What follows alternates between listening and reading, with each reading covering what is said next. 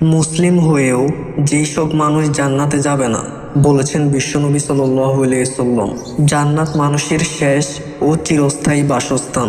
দুনিয়ার জীবনই শেষ নয়, এই জীবনের পরেই শুরু হবে পরকালের চিরস্থায়ী জীবন, যে জীবনের শুরু আছে শেষ নেই। যারা দুনিয়ার জীবনে ব্যর্থ, তাদের পরিণাম জাহান্নাম। আল্লাহ তাআলা নিজেই চান মানুষ যেন জান্নাতের অধিবাসী হয়। সেই কারণে যেসব কাজ জান্নাতের অন্তরায়, তা তিনি কোরআন সুন্নাহ নসিহতের মাধ্যমে সুস্পষ্টভাবে জানিয়ে দিয়েছেন। আর তা হলো, নাম্বার 1, আল্লাহকে অবিশ্বাস করা। জান্নাত লাভের প্রথম ও প্রধান শর্ত হলো মহান আল্লাহর প্রতি বিশ্বাস স্থাপন করা। কেননা রাসূলুল্লাহ সাল্লাল্লাহু আলাইহি ওয়াসাল্লাম বলেন, ঈমানদার ব্যতীত কেউই জান্নাতে প্রবেশ করবে না। বুখারী ও মুসলিম শরীফের হাদিস। তিনি আরও বলেন, ঈমান না আনা পর্যন্ত তোমরা জান্নাতে প্রবেশ করতে পারবে না। মুসলিম শরীফের হাদিস। নাম্বার 2, প্রতিবেশীর প্রতি সদয় না হওয়া। রাসূলুল্লাহ সাল্লাল্লাহু আলাইহি ওয়াসাল্লাম বলেছেন, যার অনিষ্ট থেকে তার প্রতিবেশী নিরাপদ থাকে না, সে জান্নাতে প্রবেশ করতে পারবে না। মুসলিম শরীফের হাদিস। নাম্বার 3, অহংকারী ব্যক্তি। রাসূলুল্লাহ সাল্লাল্লাহু আলাইহি ওয়াসাল্লাম বলেছেন, যার অন্তরে অনুপরিমাণ অহংকার রয়েছে, সে জান্নাতে প্রবেশ করবে না। মুসলিম শরীফের হাদিস। নাম্বার 4, পরনিন্দাকারী ও চুগলখোর ব্যক্তি। রাসূলুল্লাহ সাল্লাল্লাহু আলাইহি ওয়াসাল্লাম বলেছেন, চুগলখোর বা পরনিন্দাকারী ব্যক্তি জান্নাতে প্রবেশ করবে না। মুসলিম শরীফের হাদিস। তিনি আরও বলেন, কিয়ামতের দিন সবচেয়ে খারাপ লোকদের দলভুক্ত হিসেবে ওই ব্যক্তি দেখতে পাবে যে ছিল দুমুখ, যে একজনের কাছে এক কথা, আরেকজনের কাছে ভিন্ন কথা নিয়ে হাজির হতো। মুসলিম শরীফের হাদিস। নাম্বার 5, আত্মহত্যাকারী ব্যক্তি।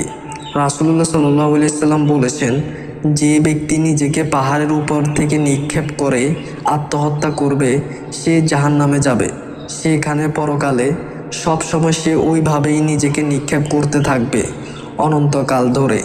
যে ব্যক্তি বিষ পান করে আত্মহত্যা করবে, সে বিষ তার হাতে থাকবে। জাহান্নামে সবসময় ওইভাবে সে বিষ পান করে নিজেকে মারতে থাকবে অনন্তকাল ধরে। যে ব্যক্তি কোনো ধারালো অস্ত্র দ্বারা আত্মহত্যা করেছে, তার কাছে জাহান্নামে সে ধারালো অস্ত্র থাকবে, যার দ্বারা সে সব সময় সর্বদা নিজের পেটকে ফুঁড়তে থাকবে। নাউজুবিল্লাহ। বুখারী ও মুসলিম শরীফের হাদিস। নাম্বার 6, আত্মীয়তার সম্পর্ক ছিন্নকারী। রাসূলুল্লাহ সাল্লাল্লাহু আলাইহি ওয়াসাল্লাম বলেছেন, আত্মীয়তার সম্পর্ক ছিন্নকারী জান্নাতে প্রবেশ করবে না। মুসলিম শরীফের হাদিস। নাম্বার 7, হারাম ভক্ষণকারী। রাসূলুল্লাহ সাল্লাল্লাহু আলাইহি ওয়াসাল্লাম বলেছেন, হারাম অর্থের মাধ্যমে যেই শরীরের মাংস বৃদ্ধি পেয়েছে, তা জান্নাতে প্রবেশ করবে না।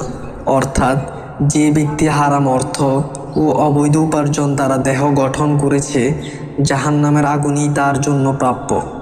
মিশকাত শরীফের হাদিস। পুরুষ বেশধারী নারী ও দায়ুস।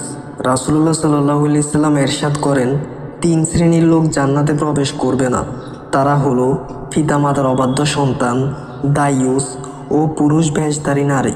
অন্য হাদিসে রাসূলুল্লাহ সাল্লাল্লাহু আলাইহি ওয়াসাল্লাম ইরশাদ করেছেন, ওই ব্যক্তিকে দায়ুস বলা হয় যে তার পরিবারের অশ্লীলতা ও কুকর্মকে মেনে নেয়। মুসনাদে আহমদ শরীফের হাদিস। কঠোরতা অবলম্বনকারী ও কটুভাষী ব্যক্তি। যে ব্যক্তি মানুষের কাছে এমন বিষয় নিয়ে গর্ব অহংকার করে বেড়ায়, প্রকৃতপক্ষে যা তার কাছে নেই। রাসূলুল্লাহ সাল্লাল্লাহু আলাইহি ওয়াসাল্লাম বলেন, কঠোর প্রকৃতি ও কটুভাষী লোক জান্নাতে প্রবেশ করবে না, এবং ওই লোকও নয় যে এমন সব বিষয়ে মানুষের কাছে গর্ব অহংকার প্রকাশ করে বেড়ায়, প্রকৃতপক্ষে যা তার কাছে নেই। আবু দাউদ শরীফের হাদিস।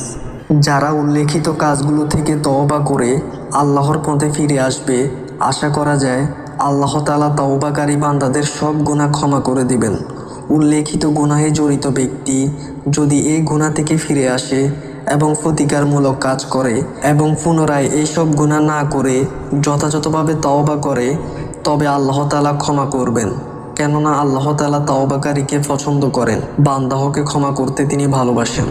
আল্লাহ তাআলা মুসলিম উম্মাকে হাদিসে ঘোষিত জাহান্নামের অন্তরায় কাজগুলো থেকে বিরত থাকার তৌফিক দান করুক।